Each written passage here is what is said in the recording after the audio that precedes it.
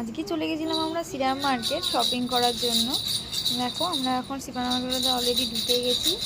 এখানে আমরা টুকটাক দেখছি। দেখো শ্রীরাম মার্কেটের ভেতরটা কি সুন্দর সাজানো, দেখে জাস্ট মনটা ভরে গেল। পুজো উপলক্ষে ওরা প্রত্যেক বছরই ডেকোরেশন করে থাকে, বাট এবছরের ডেকোরেশনটা যেন একটু আলাদাই, একটু অন্যরকম। খুব ভালো লাগলো দেখে, আমার তো ভীষণই ভালো লাগলো।